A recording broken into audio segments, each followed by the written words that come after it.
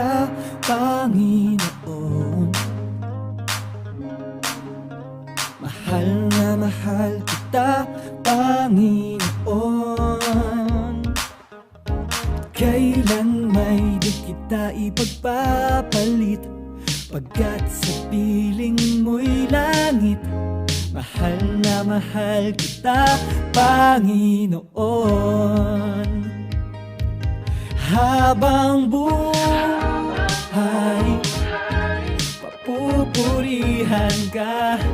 Habang buhay, maglilingkod sa'yo. Habang buhay, pag-ibig ko sa'yo'y iaalay.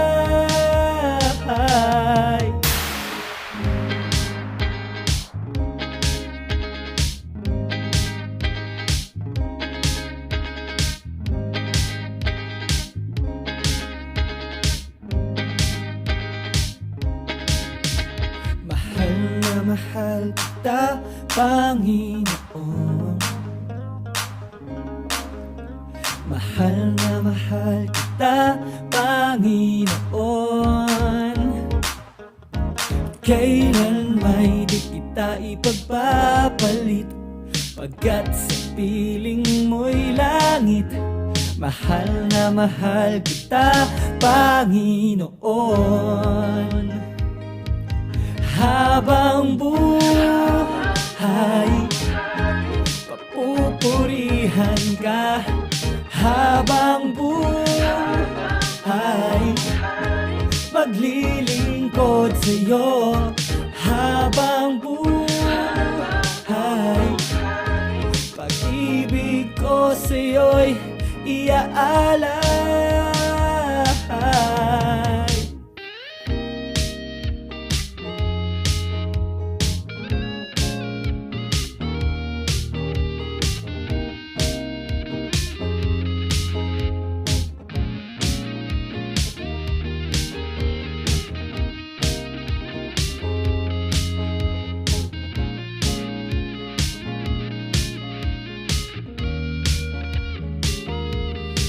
Kailan may di kita ipagpapalit, pagkat sa piling mo'y langit.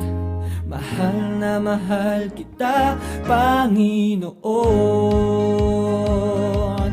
Habang buhay,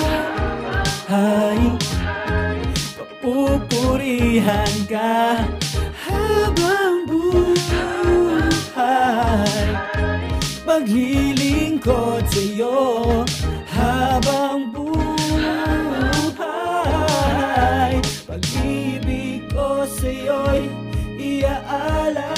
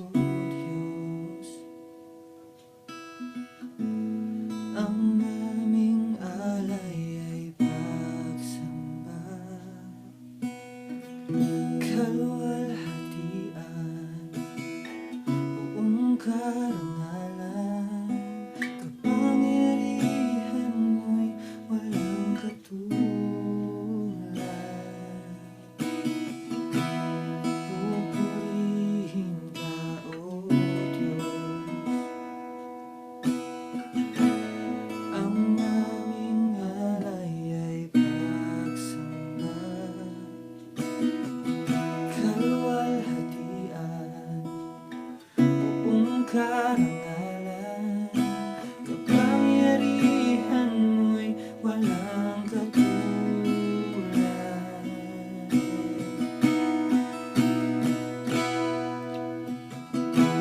Ikaw ang tunay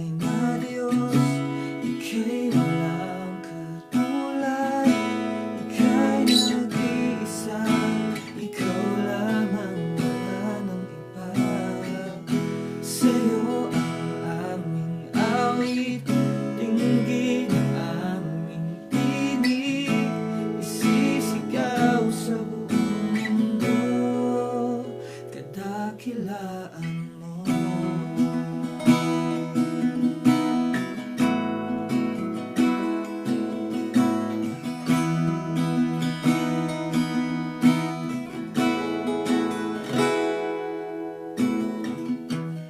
Pupurihin ka, O Diyos, ang aming alay at pagsamba, kaluwalhatian, buong karangalan, kapangyarihan mo'y walang katulad. Ikaw ang tunay na Diyos, ika'y walang katulad, ika'y nag-iisa, ikaw lamang, wala nang iba. Sa'yo ang aming awit, dinggin ang aming tinig, isisigaw sa buong mundo. Ikaw ang tunay na Diyos, ika'y walang katulad, ika'y nag-iisa, ikaw lamang, wala nang iba. Sa'yo ang aming awit, dinggin ang aming tinig, isisigaw sa buong mundo. Isisigaw sa buong mundo. Isisigaw sa buong mundo. Isisigaw sa buong mundo, kadakilaan mo.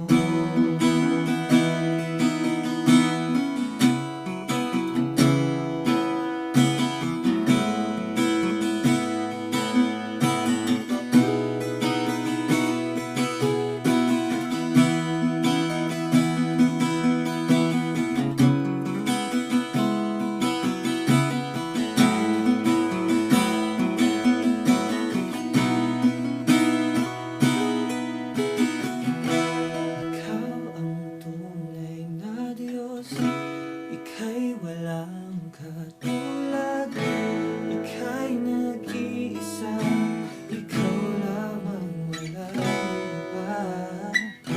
Sa'yo ang aming awit, dinggin ang aming tinig, isisigaw sa buong mundo.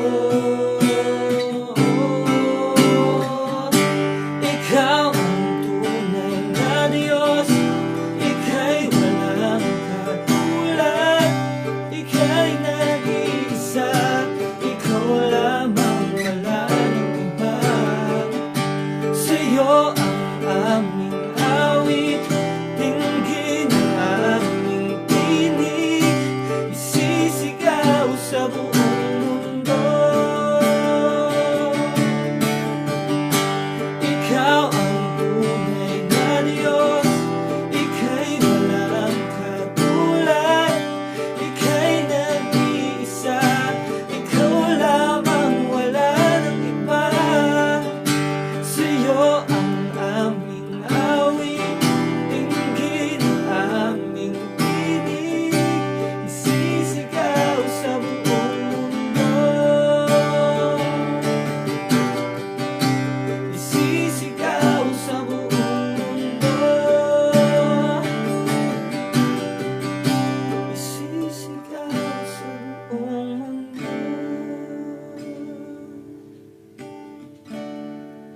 kadakilaan mo.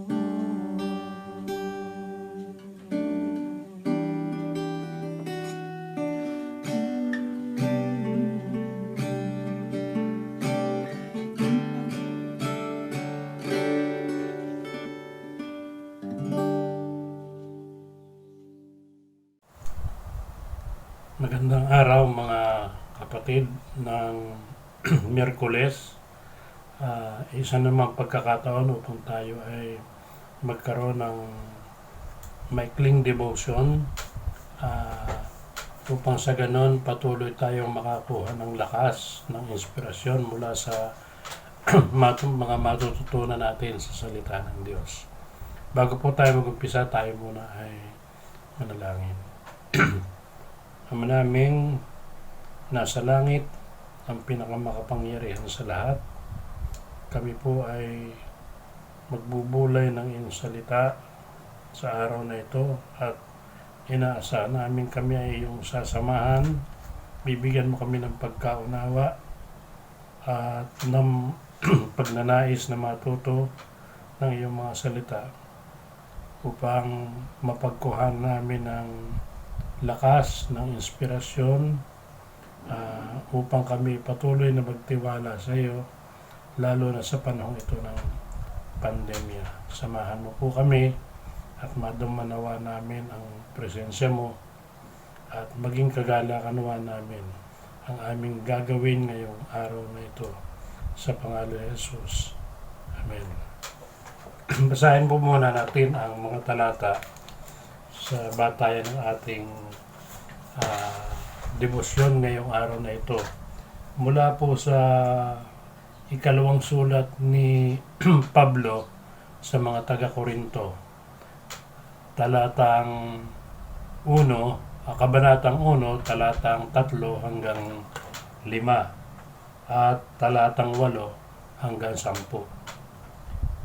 Pasasalamat ni Pablo. Purihin natin ang Diyos at Ama ng ating Panginoong Hesukristo, ang mahabaging Ama at Diyos na pinagmulan ng lahat ng kaaliwan. Inaaliw niya tayo sa ating mga kapighatian upang makatulong naman tayo sa mga namimighati. Sa pamagitan ng kaaliwang tinanggap natin sa Kanya, kung gaano karami ang tiising dinaranas namin sa pakikipag-isa kay Kristo, gayon din ang kaaliwang tinatamo namin mula sa Kanya. Sa talatang 8 hanggang 10,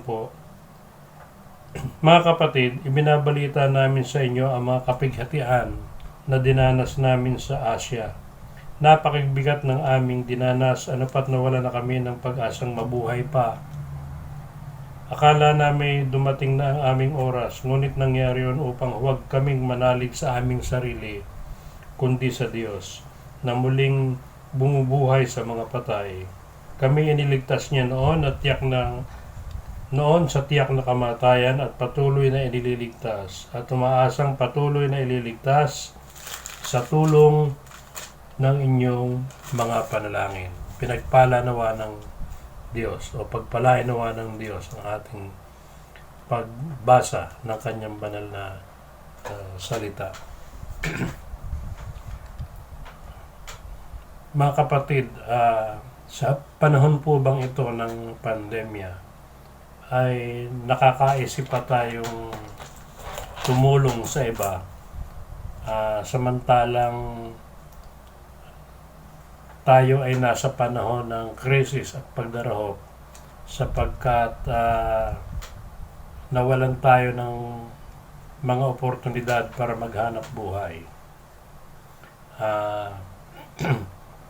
Naisip ba natin na sa kabila nito, kailangan pa rin nating abutin ang ating kapwa na nangangailangan at sila'y tulungan? Yung aming lababo ay yari sa marmol. Ang mga marmol na ginamit ay yung natira dun sa pinagtabasan ng aming mga sahig. At palibhasay marmol, kahit pala tagni-tagni o tabas-tabas na, pagka ito'y binuo uli ay elegante pa rin tingnan, maganda pa rin tingnan. Inihahalin tulad ko ito sa ating mga tao, no? Na tayo, bagamat tayo ay mga anak ng Diyos, tayo ay nagkasala at tayo ay nagkapunit-punit o nagkasira-sira. Ngunit dahil sa pag-ibig ng Diyos at kanyang pagpapatawad sa pamamagitan ni Jesus, tayo binuo niyang muli. At dahil tayo binuo niyang muli, muli tayong nakadama ng kalakasan, ng pag-asa at ng kakayanan upang maging instrumento ng Diyos sa kanyang pag-ibig, na magpadama ng kanyang pag-ibig para sa ating kapwa, lalo na yung mga nangangailangan ng ating kaaliwan, ng ating tulong. Ang panahon ngayon ay tinatawag na panahon ng panganib dahil meron tayong kaaway na hindi nakikita at yan ang COVID-19. At marahil ay inyong naririnig o napapanood sa mga balita na tumataas ang kaso ng mga COVID-19 infection, bagamat meron ding positibo sapagkat marami ang gumagaling kung minsan at kung minsan ay kakaunti ang namamatay. Ganun pa man, patuloy na nag-aalala ang sambayanan dahil nga sa ang virus na ito ay hindi natin nakikita at nagiging mapanganib para sa atin, lalo na sa maliliit na bata at sa mga nakatatanda. Doon sa ating talatang binasa, ang sabi ni Paul doon ay purihin natin ang Diyos na Ama at Ama ng ating Panginoong Hesus, ang mahabaging Ama at Diyos na pinagmumula ng lahat ng kaaliwan.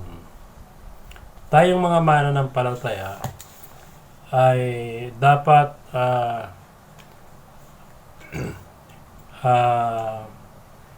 kakaiba dahil meron dapat tayong angking lakas ng pananampalataya na kahit mayroong ganitong pagsubok tayong dinaranas, tayo ay nananatiling may pag-asa.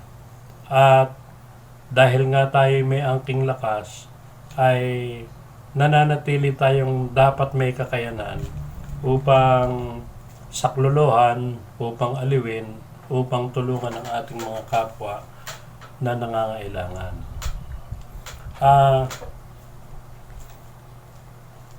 Sa panahong ito ng pandemya ay tunay na maraming mga sitwasyon na makikita mo na helpless ang maraming tao at kinakailangan sila itulungan. Ang problema natin ay yung kakayanan upang tumulong, sapagkat tayo man ay naapektuhan din ng pandemya. Ngunit tayo ay, sabi ko nga kanina, ay dapat kakaiba bilang mga mananampalataya. Dahil sa tayo ay may lakas galing sa ating Panginoong Hesus, dapat meron din tayong motibasyon o pagnanais na patuloy na tumulong sa iba, patuloy na magbigay ng kaaliwan sa iba, lalo na dun sa mga nangangailangan. Sinishare dito ni Pablo na ang sabi niya, kung gaano karami ang tiising dinaranas namin sa pakikipag-isa kay Kristo, gayon din ang kaaliwang tinatamo namin mula sa Kanya. Tayong mga mananampalataya ay hindi ligtas sa mga problema sa buhay. hindi tayo exempted. Katunayan, ang isang mananampalataya ay ah, madalas na susubok din sa mga mabibigat na suliranin. Pero ang ating pag-asa ay sa pagharap natin sa mga suliranin ay kasama natin si Jesus at tayo kanyang tinutulungan. So habang tayo nagkakaroon ng mga pasanin sa buhay, ay ito ay nangangahulugan din na tayo sinasamahan ni Jesus at hindi tayo pinababayaan. At dahil diyan, ito dapat ay magbigay sa atin ng lakas sa halip na panghihina upang sa pamamagitan ng lakas na yan na galing kay Kristo, tayo ay makatulong o makapagbigay kaaliwan sa ating kapwa. At pagka tumingin tayo sa ating paligid sa panahong ito, marami tayong makikita na mga kailangang gawin upang tulungan ang mga nangangailangan. At bilang mananampalataya, hindi natin dapat maging excuse yung dinadanas din nating mga pagsubok para hindi na tayo tumulong. Dapat bilang mananampalataya, dahil tayo nakaugnay kay Kristo, ay meron tayong pag-asa at lakas at kakayanan na patuloy na tumulong sa kabila ng tayo ay nagdaranas din ng mga pagsubok. Sa 4 na buwan na quarantine, nakita ko na ang Diyos natin ay tapat. No? Hindi niya kami pinabayaan, hindi niya kami iniwan. Sa kabila ng napakaraming mga restriction ang nangyari para hindi namin magawa yung mga normal naming ginagawa. At bukod doon, siyempre na naputol din kahit papaano yung mga oportunidad para kumita. Magkaganon man,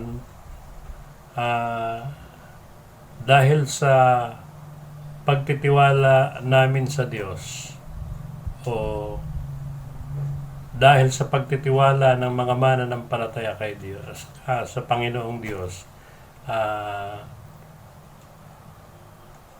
nasusumpungan natin na siya tapat at hindi niya tayo pinababayaan.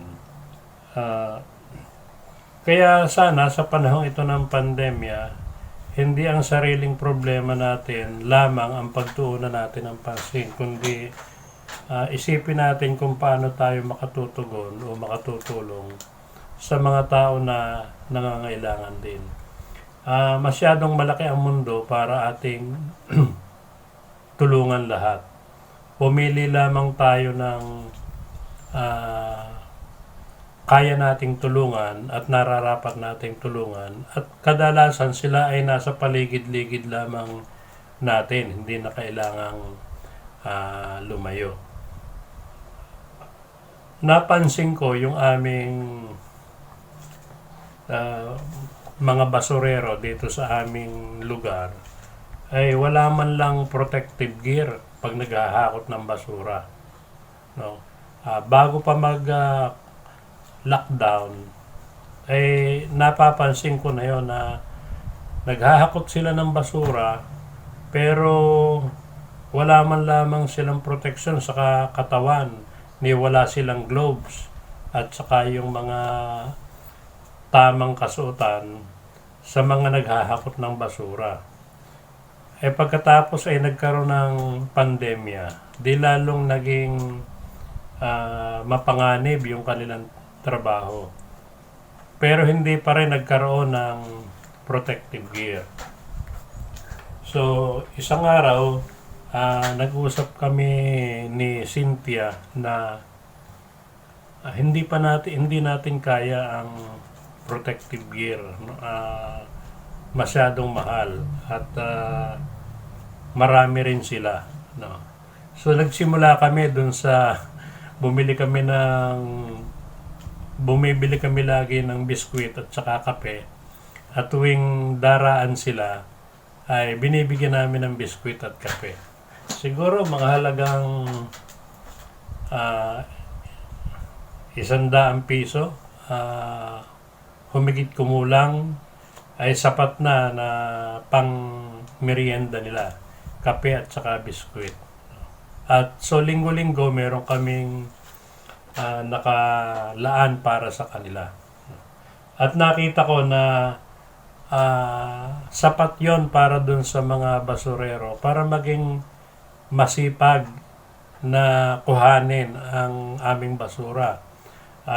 Napaka-efficient nila, nakadagdag sa inspirasyon nila para maging mahusay sa kanilang trabaho. Dati napapansin ko ay maraming natitira dun sa aming basurahan at saka nagkalat yung mga basura na nalalaglag, hindi na nila dinadampot at kung saan-saan lang nila itinatapon yung aming mga sako ng basura.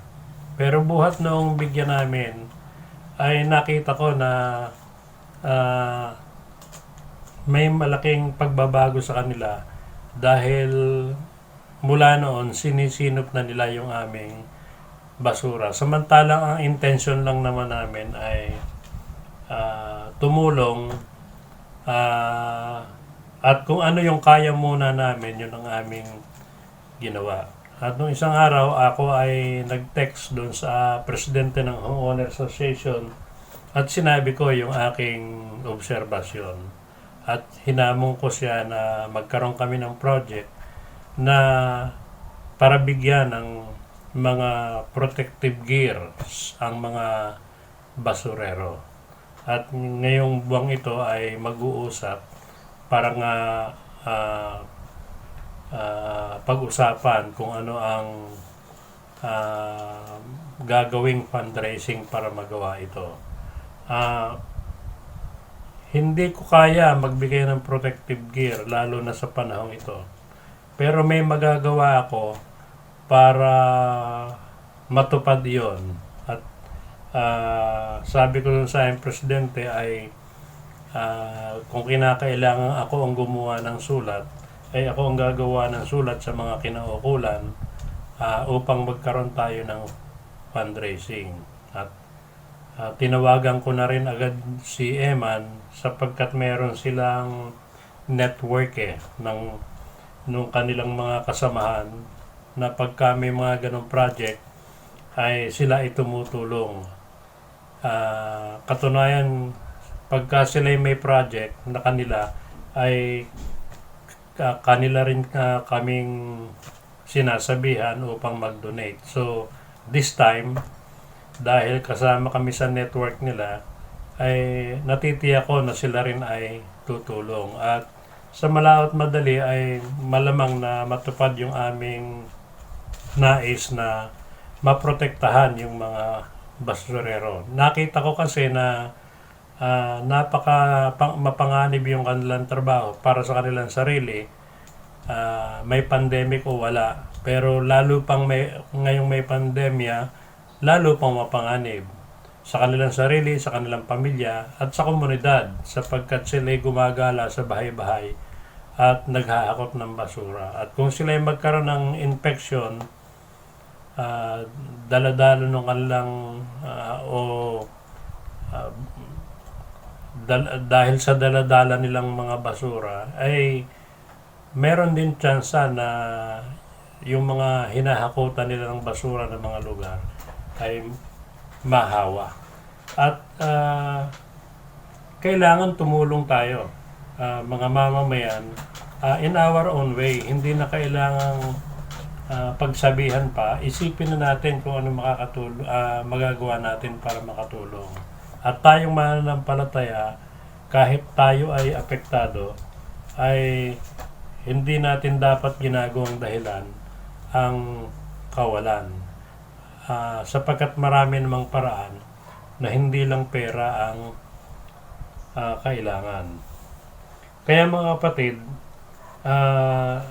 yung mga talata natin ay nagpapahayag na karanasan ni na Pablo na sila man ay dumanas din ng katakot-takot na mga pagsubok. Pero sa pagdanas nila ng pagsubok na yon, nakita nila ang pagkilos ng Panginoong Diyos at hindi sila pinabayaan. Narong nanganib ang kanilang buhay, ngunit sila'y iniligtas ng Diyos. At kung tayo man ay nasa panganib ngayon,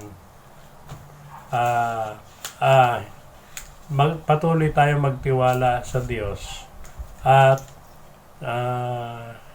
hindi niya tayo pababayaan. Siya ang patuloy na aaliw sa atin sa ating mga kalungkutan. Siya ang patuloy na magpo-provide sa atin sa ating mga pangangailangan.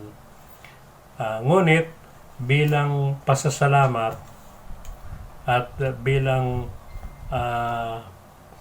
pagpapatibay ng ating pananampalataya, kailangan tayo rin ay maging instrumento ng Diyos upang tumulong sa iba na nangangailangan.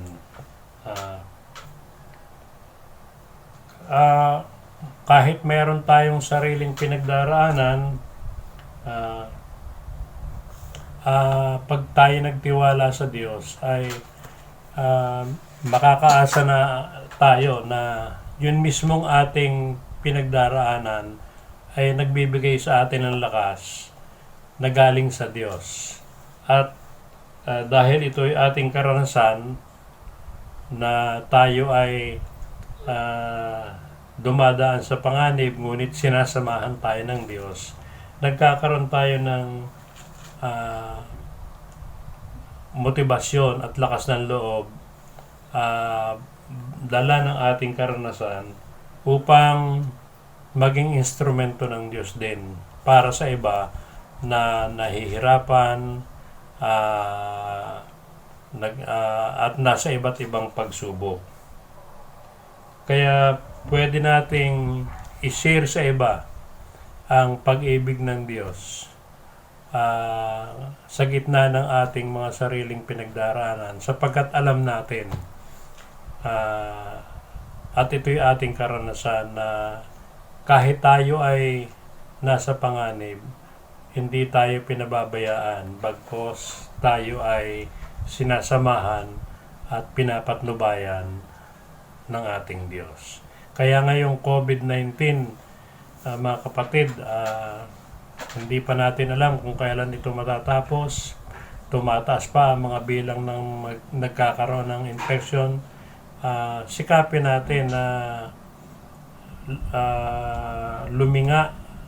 luminga-linga sa ating paligid at tingnan natin kung sino yung mga nahihirapan, sino yung mga nangangailangan ng ating kaaliwan, ng ating tulong, no?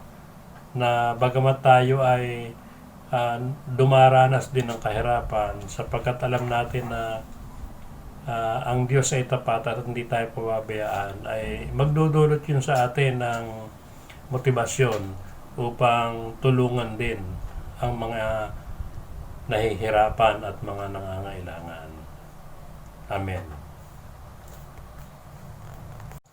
Tayo manalangin. Panginoong Diyos, lubusan mo na pong pagalingin ang aming bayan at ang buong daigdig mula sa COVID-19 at sa lahat ng mga suliranin na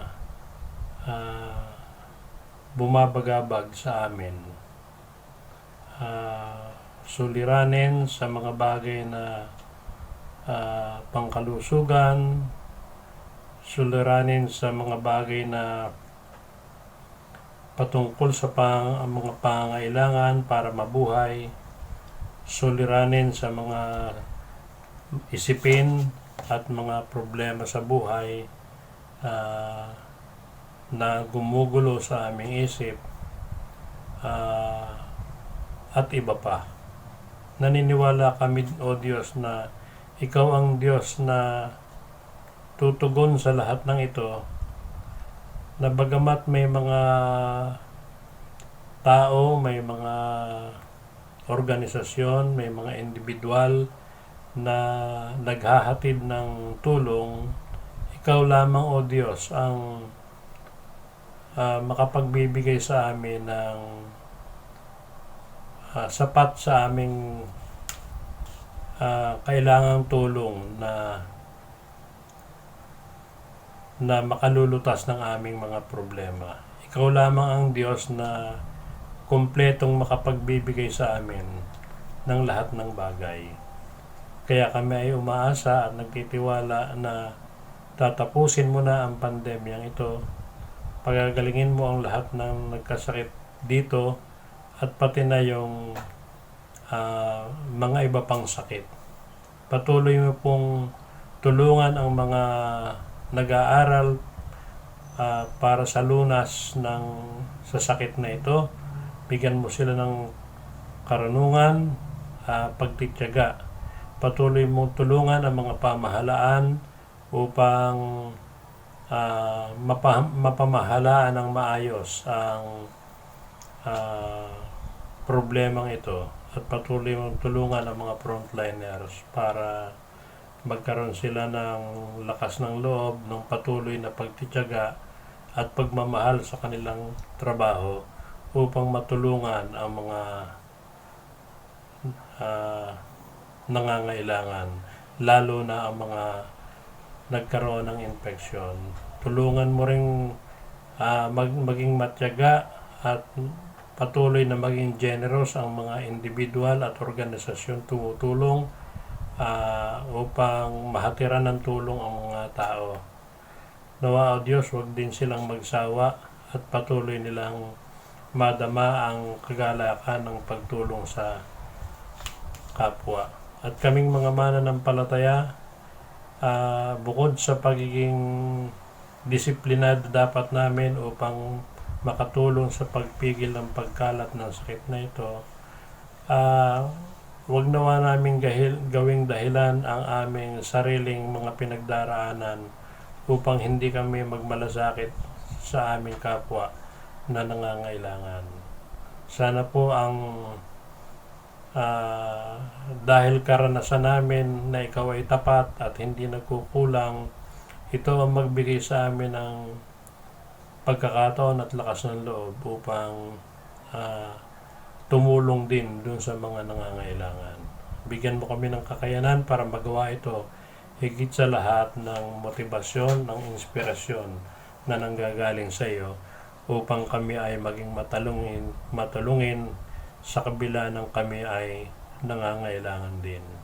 Patnubayan po ang bayan ng Balagtas, inyo pong ilayo o pagalingin sa pandemyang ito, at sana, O Diyos, ay partikular mong ilayo sa kapahamakan ang mga taga-RMB Subdivision, lalo na ang mga kasama namin sa DAP, at sana makapagsimula na uli kaming magkaroon ng pananambahan personal